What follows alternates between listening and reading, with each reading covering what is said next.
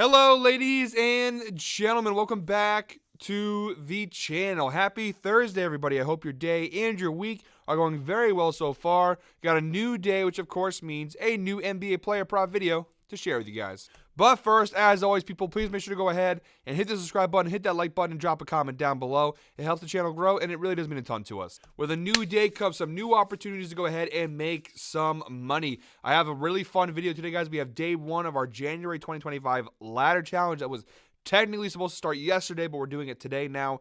So day one of our January 2025 ladder challenge. We also have a couple of single bets to go and share with you guys as well. We had a good amount of success last month with our December ladder challenges, so hopefully that good luck carries into January. Like I said, gonna have a lot of fun. 2-leg parlay for the ladder challenge. And then we also have, again, a couple of single bet player props as well. But first, guys, before we dive into today's video, a quick little recap of how we did last night. No ifs, ands, or buts. We had a really rough night. We got kicked in the butt, I should say. 1-4 last night. And honestly, it was more of a kick in the balls than a kick in the butt. Not only did we miss a lot of these props, we barely missed a lot of them. And that's the frustrating thing. For example, Tyrese Maxey, over 27.5 points. He finishes with 27 points. He shot 10 for 23. Makes one more shot, we're good to go. Cam Johnson, over 30.5 points, rebounds, assists. He finished with 28. Nikola Jokic, over 43.5 points, rebounds, finishes with 40. Like, these guys each make one or two more shots. And again, you could easily say, hey, if one guy scores one more touchdown in a game, they would have won. I understand it's excuses, but at the end of the day, it's frustrating when it's like, it's in a weird way, you almost rather be so far off the mark where it's like, oh, okay, that had no shot, than would be so close and be like, had I just taken an alternate line or knocked a point or two off, we would have been good to go. But overall, it is what it is. We're still on a really good run overall this year. So 1-4 last night, very unfortunate. We did get lucky also. Bridges was a very close cash as well. 1-4 last night. We lost 3.12 units. Very frustrating. But you know what? That's the NBA season. It's going to be ebbs and flows, ups and downs. I promise you guys, unfortunately, this probably won't be the last bad day we have on the channel, but we're also going to have plenty of good days as well. We are 84-73 overall after last night. Still up 1.59 units on the year with our single bets. And on the parlay record, we are still up over 6 units on the season. So across the board, still doing very, very well, even after a disastrous night last night. Opportunity to do even better today. So guys, comment ladder down below if you're watching today's video. Let me know who's tailing. Make sure to let me know if you're riding with the ladder challenge, if you're avoiding it, if you're fading it, whatever the case may be. Comment down below if you like the ladder challenges, if you want to keep doing more. Maybe we'll do 2 months like we did last month. We'll see. But comment ladder down below and let me know if you're tailing, if you're riding, whatever terminology you want to use to let me know that you are also taking part in the ladder challenge. Let me know. No more time to waste, guys. Let's dive right into today's video. All right, jumping right into the outlier screen, guys. We're going to start off with the ladder challenge. So it's a 2-leg parlay. We're using DraftKings for this parlay. Get the ladder challenge out of the way first, and then we also have a couple single bets that I'll go ahead and tell you guys after. Again, 2-leg parlay is the parlay. Any picks after these are single bet picks. I don't want people, to jump the comments and be like, oh, we parlay all these together, and then they lose because they accidentally parlay them all together.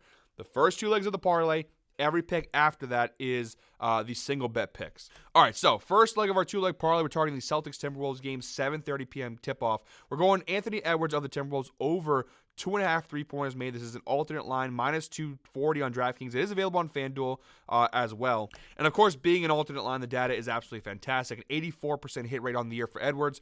27 out of 32 games he's cashed the over, averaging 4.03 3-pointers made per game this season. And the volume for Edwards has been absolutely insane. He's taking almost 10 threes per game this year with Minnesota. Kind of gone down a little bit since the earlier season where he was taking a crazy amount. Over the last 10 games or so, it's kind of evened out where he's taking at least 7 threes per game still, but not the numbers like early in the year where you see 14, 15, 14, crazy numbers. If we narrow it down to the last 10 games, a 70% hit rate, 7 of his last 10 games, averaging 3.1 3-pointers made per game. So again, narrow it down, expand it, whatever you want to do across the board.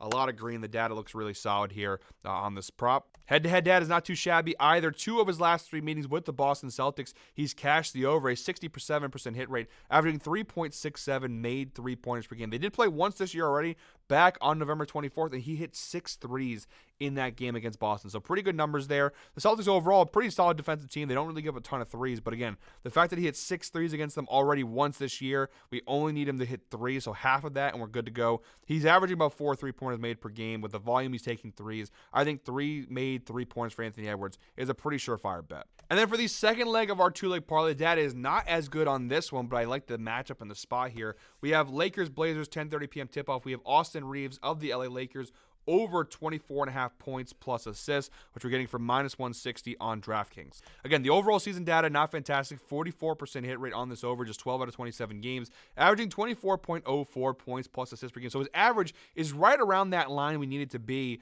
but overall, you see a lot of misses on the year here for Reeves. I thought about taking a little bit less, but unfortunately there is no 23.5 or 22.5. You either have to go from 24.5 to 19.5, which obviously data is a lot better, but it's for minus 475. So just not worth it from a value standpoint. I'll take the chance at 24.5. If you go ahead and narrow this down to the last 5 games, he's actually been playing really, really well. He's cashed in each of his last 3 with some pretty impressive numbers here versus teams like Cleveland, Golden State, Sacramento. Some really impressive performances. He scored at least 26 points in each of his last 3 games, and has had at least 10 assists in each of his last 3 games. So Austin Reeves has been balling out lately. So although the overall data may not be great for Reeves, his recent play over the last 6-7 games leaves me encouraged. Now, the head-to-head data is not great, I'll be honest. Each of his last 3 games, he's failed to cash the over. However, he has not played Portland yet this year. Those are all from last year.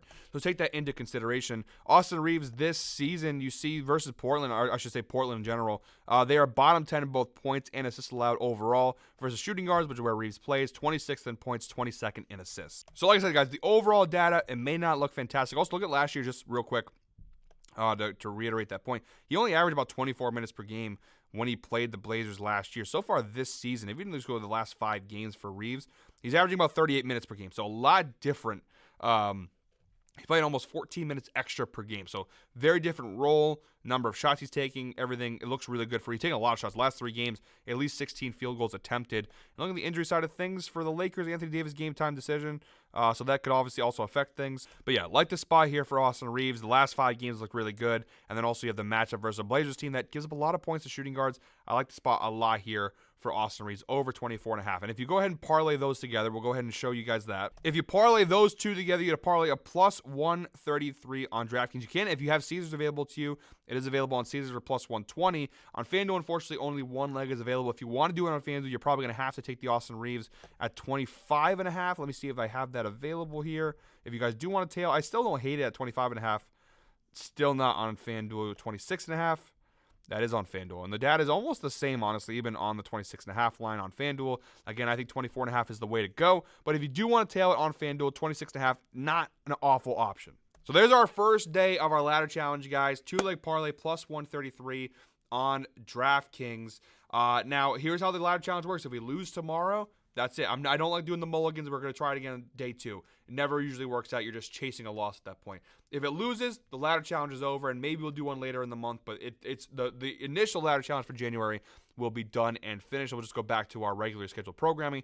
If we win, tomorrow we'll have our Freaky Friday 5-leg parlay, and we'll also have our day 2 of our ladder challenge. So that's how tomorrow will work. If the ladder challenge hits today, we'll have 2 parlays instead of just 1. But either way, you're getting a parlay tomorrow. All right, guys. So now moving on to the single bet portion of today's video. I have 3 single bets to share with you guys in today's NBA slate. Our first pick comes from the Pacers Heat game, 7:30 p.m. tip-off. I've got Pascal Siakam of the Pacers over 24.5 points plus rebounds. Now, there's a little bit of juice on this play at minus 145 on DraftKings. You could get it at 25.5. He had an extra point for minus 105. But the data is just so much better when you take that extra point off, especially how we lost last night. I'm willing to sacrifice a little bit of value there if it means shaving that point/rebound off, because Siakam, I feel like, could kill us there in that spot. So last 10 games, 80% hit rate for Siakam on this over, averaging 28.2 points plus rebounds per game over his last 10 games. So far in 2024, a 65% hit rate on this over. And to show you guys what I mean by that, if you go ahead and change his line here, just add a point, pretty big jump in the data. It's 56% versus 65%. Last 10 games goes from 60 to 80. You just have a couple more misses in there, and I don't want to take that chance. You guys can obviously take that as you will. The data is still overall really solid, but I'll go back to the 24.5 point line. I think it's the better play. 22 out of 34 games, 8 of his last 10 games, even over the last 20 games, 70% hit rate, 14 of his last 20 games. So across the board, really good data on this prop. And the head-to-head data is solid as well. 3 of his last 4 meetings with the Miami Heat, he's cashed the over. A 75% hit rate, averaging 26.5 points plus rebounds per game against the Heat. Now, they played twice this year, November 15th and November 17th. On November 17th, he cashed it, 23 points and 4 rebounds. On November 15th, he missed it with 14 points and 5 rebounds. Versus power forwards this season, Heat, not very good. 14th in points allowed, 20th in rebounds allowed. Not a pretty decent match, not the best matchup of all time, but a solid matchup here for Siakam. He has cashed in 3 of his last 4. Overall, really good data across the board here. Minus 145, don't love that. We also have the insights provided by Outlier here, where Siakam has exceeded 25.5 points plus rebounds in his 5 of his last 6 games versus bottom 10 defense. If we go ahead and adjust it, because then we're taking it 24.5. Take that at 24.5, it becomes a 100% hit rate. So 6 straight games against bottom 10 defenses for rebounds allowed, averaging 29.2 points plus rebounds per game. So a 100% hit rate at the 24.5 point plus rebound line. So like I said, shaving that extra point off, it just makes the data so much better. I'm willing to sacrifice a little bit of juice if it means, of course, getting a better chance at hit. So like this prop here. All right, guys, second prop in today's slate, we have Nets Bucks 8 p.m. tip-off. We're going Gary Trent Jr. of the Milwaukee Bucks over 10.5 points plus rebounds. We're getting that for minus 115 on BetMGM. Available on multiple sports books for varying odds. Now, the key thing here is a lot of injury stuff comes into play. The Bucks, right at the time recording, Chris Middleton, game time decision. Giannis, game time decision. AJ Green, game time decision. So a lot of places where it could affect Gary Trent Jr.'s playing time. But I'm not too concerned here. Brooklyn, not a very, they're an okay defensive team versus shooting guards. They're actually 13th in points, 2nd in rebounds. So not a great matchup from that perspective. But overall, the data looks solid here. 6 of his last 10 games, he's cashed the over, a 60% hit rate, averaging 13.5 points plus rebounds per game this year. Getting a decent amount of minutes too, about 22.5 minutes per game. Again, if some of those guys do miss the game from Milwaukee, you'll see an uptick in minutes. But even when he plays fewer minutes, he still manages to cash the over. So far in 2024, a 60% hit rate, 18 out of 30 games he's cashed the over, averaging 11.9 points plus rebounds per game. Obviously, the more minutes he plays, the better chance we have here. But even when he does play lower end minutes, let's say somewhere in the ballpark of 24, 25 minutes, he still has a pretty good chance to go ahead and cash the over. It's a pretty low line for a good reason. Again, with the injuries, it's hard to tell right now because we don't know who's going to be out and whatnot, but I'm willing to take that risk here with Gary Trent. The head-to-head data is also fantastic here. You see 5 of his last 6 meetings with the Brooklyn Nets. He's cashed the over an 83% hit rate, averaging 18.17 points plus rebounds per game. Now, some of those do go back to his time with Toronto last year, so that obviously changes a little bit, but he has played them 3 times this year already. As a member of the Milwaukee Bucks, he cashed it in 2 of those 3 games. The only time he missed it, back on October 27th, he had 9 points and no rebounds in that game. And again, like I mentioned with minutes, the last time they played on December 26th, he only played about 22 minutes, and he still cashed the over very convincingly with 14 points and 3 rebounds. So he doesn't need to play 30-plus minutes. Obviously, he does that. We have a better chance of hitting. But, he can only play 22, 23, 24 minutes and still have a pretty good chance of cashing that over. So I like the spot here for Gary Trent Jr. Overall, and pretty good value, too. And our third and final single bet and our final pick in today's video in general comes from the Blazers-Lakers game, 10:30 p.m. tip-off. We're going Denny, and I'm going to mess up the name here. Avdija, Denny. We got Denny over 25.5 points plus rebounds plus assists. I watch basketball. I think some people, when I mispronounce names, like, oh, this dude doesn't know ball. I know who he is. I just don't know how to pronounce the name. And I know I've heard it a million times on broadcast. I guess not a million times. When he played last year with the Wizards, didn't watch too much of him. But anyways, Denny over 25.5 points, rebounds, assists. We're getting that for minus 120. BetMGM seems like the best one. I have BetMGM in my area. It is available at FanDuel, DraftKings, all those other sports books. You see he's cashed the over in 6 of his last 10 games, a 60% hit rate, averaging 25.2 points, rebounds, assists per game over his last 10 games. So pretty good numbers there. The overall data is not fantastic. You see just a 38% hit rate for Denny on the year, averaging 22.41 points, rebounds, assists per game. He had a really low start to the year with Portland, but he's really found his footing over the last 15, 20 games or so.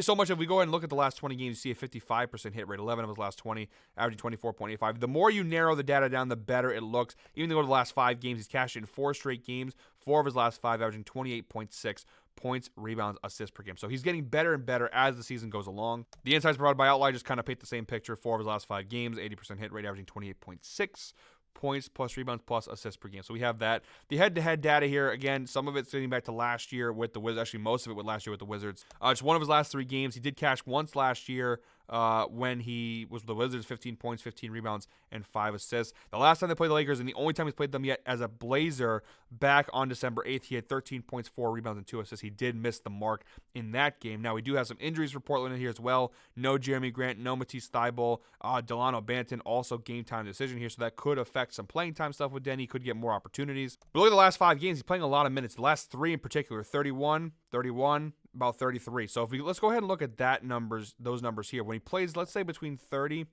We'll say 30 and 34 minutes because I feel that's a pretty fair range here. You see 71% hit rate this year for Denny, 5 out of 7 games, including 5 straight when he plays in that range of 30 to 34 minutes. Even the last 10 games dating back to last year with Washington. When you give him a little bit more opportunity, he takes it and runs with it. So I do like the spot here. I think he probably should get another game or somewhere in the ballpark of 30 minutes in the spot. In the Lakers versus small forwards, 21st in points allowed, 26th in assists, and 16th in rebounds. So a really good matchup spot here for Denny. The data looked pretty good across the board. Love the spot here. All right, guys, those are all 5 picks. Well, the 2-leg parlay and the 3 single bets. Those are all my picks in today's NBA slate. Thank you very much, always, for watching. One more time, guys, please make sure to go ahead and hit the subscribe button, hit that like button, and drop a comment down below. As always, guys, we'll be back tomorrow with Freaky Friday, our 5-leg parlay. We did hit our Freaky Christmas parlay, which was really good. So, positive momentum. We did miss a Freaky Friday parlay on the actual Friday video, but we're feeling good. The vibes are high, even though we had a little bit of a rough night last night. The vibes are really, really high right now. We're having a really solid season, so positive momentum going into tomorrow, hopefully. And again, if the ladder challenge hits, we'll have 2 parlays tomorrow. If it doesn't, regardless, we're still going to have our Freaky Friday 5-leg parlay. Guys, I'll be back here tomorrow with another NBA player prop video, but until then, I hope you're all winners. Enjoy your Thursday. Enjoy the college football playoff tonight between Notre Dame and Georgia. I know I will. Prayers, by the way, to all those affected in New Orleans, the 10 people that were killed. It was a horrible tragedy. Horrible to see. It sucks that the world can be the way it is sometimes. But prayers go out to all those. And, enjoy the Sugar Bowl tonight. And like I said, I know I'm going to be locked in as a Notre Dame fan myself. But we'll be back tomorrow here. Hope you're all winners. We'll see you tomorrow, guys.